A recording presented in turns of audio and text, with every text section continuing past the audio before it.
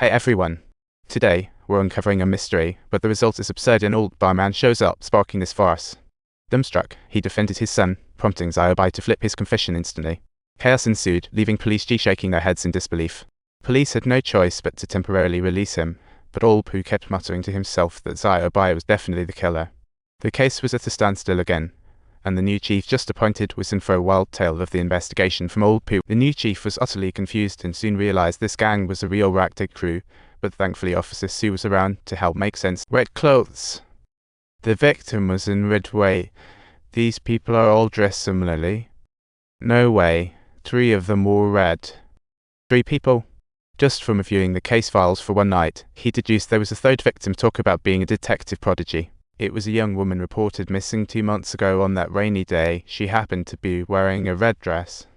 Based on the killer's MO, Officer Sue was confident of finding the body in 2 days. Sure enough, soon, while Olpu grumbled about his bursting, Officer Sue found the decayed body. Judging by the evidence, it was clearly part of the same series of crimes. So Olpu took everyone to Ziobai's barbecue joint to show some good. He even gifted a pair of new shoes, claiming they were brand name. But Officer Sue took a look and couldn't help but chuckle. The shoes looked like they were made for corpse. Officer Sue was a straight-laced and serious guy, one of the few college-educated legal experts in the police. He came here to help catch the killer with his expertise, but Olpu gave him a lesson. City folks really don't get it. Only in those big places like America do they have the FBI playing this game. So, use brains to crack cases and manage crowds. In Korea, just 2 feet can cover 800 miles. Who needs to think too hard, right? That's just how the criminal police rule in Korea. Both sides had their ways of solving cases, and tensions were boiling. Just when it seemed a fight might break out, the chief warned that it was going to rain tomorrow and the killer might strike again. This time, they had to catch him. The next night, it really poured, and the police dispatched female officers clad in red to lure the killer out. They strutted down lonely back roads, determined to lure the killer, but after half the night, there wasn't a ghost in sight. They encountered 2 female students seeking rain shelter who, seeing officers busy, shoved campus tails. They mentioned a rumor going around about a crazy guy living in a school restroom. Who knows, maybe he's the killer. But the police didn't bite the students' tall tales. Meanwhile, a woman was going to give her husband at the factory an umbrella. She walked on a country path, felt odd about the strange noises, paused to look around, and quickened her step. But the sounds grew louder. She shined her flashlight around, but spotted nothing. It was then she realized something was really awry. The very next moment, on the following morning, a report was received. Officer Sue arrived swiftly, cleared onlookers, and got a real set of footprints.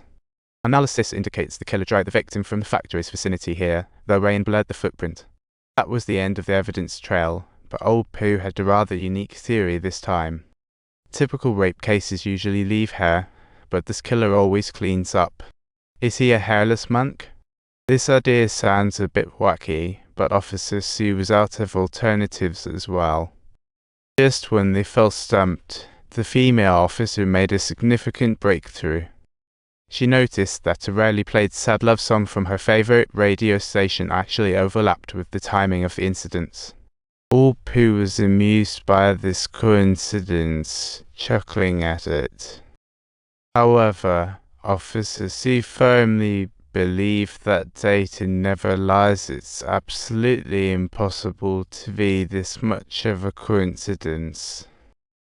She rushed to the radio station to follow up, combing through listener song requests, even dumpster diving and checking the incinerator, but she found nothing.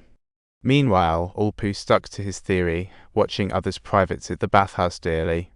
Staring at people's lower regions, over and over. What a strange sight that was.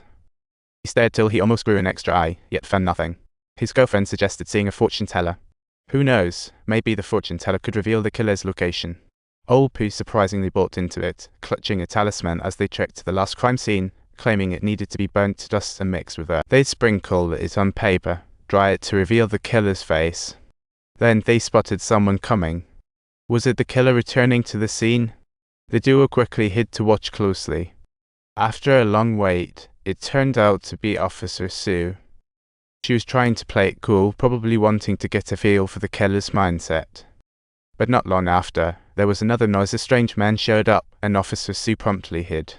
After confirming nobody was around, The man pulled out a set of lingerie and threw it on the ground. Going to town was something rather Things were getting bizarre. Was this the killer?